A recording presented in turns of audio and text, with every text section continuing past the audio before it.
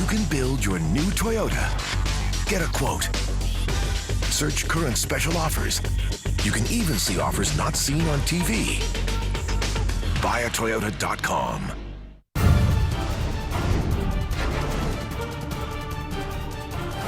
Hello everyone and welcome to Patriots Today. I'm Lindsay Petruni. From the outside to the inside, that's the direction we're headed in this week in our series leading up to training camp.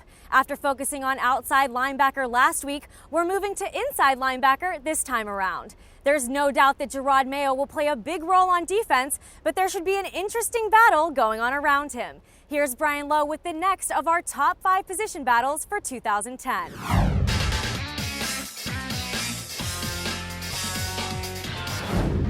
For so long, inside linebacker for the Patriots was held down by veterans. Bruschi, Johnson, Pfeiffer, Seau.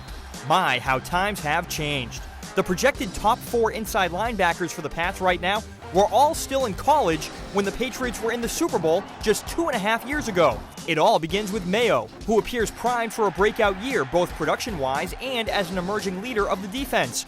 Then there is an intriguing young trio, 2008 undrafted free agent Gary Guyton, who started every game for the team last year, 2009 draft pick Tyrone McKenzie, who spent his entire rookie season on injured reserve, and 2010 second-round pick Brandon Spikes, a former Florida Gator who enters the fray with plenty of promise. To be honest with you, I go in with the mindset that we're all battling.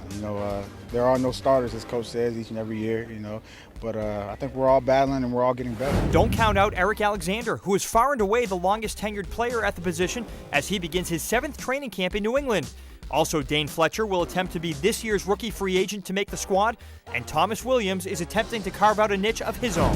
Back to that aforementioned trio. Guyton has made the most of his career after not being drafted, but he will certainly be pushed for that starting spot alongside Mayo.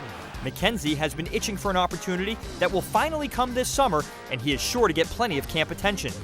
Now, among these young guys at various stages of development, Brandon Spikes probably has the most upside. And don't forget, he is wearing number 55, which is not to be taken lightly here in New England, based on who's worn that number in the past.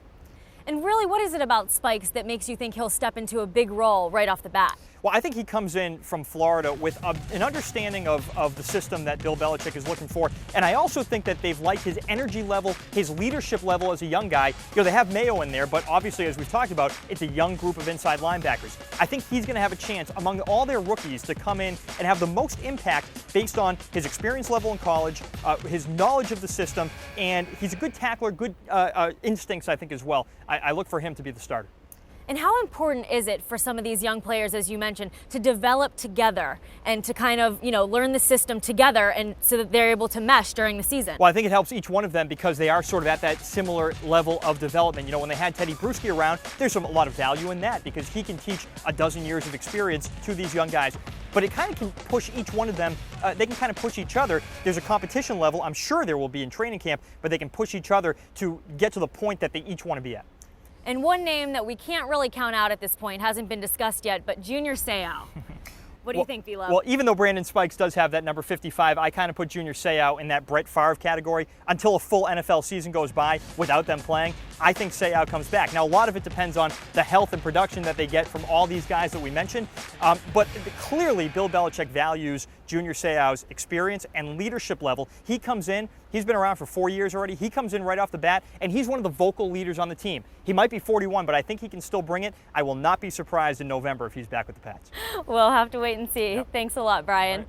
And stay tuned because we will be wrapping up our series with safeties coming up next week. We'll see you next time on Patriots Today.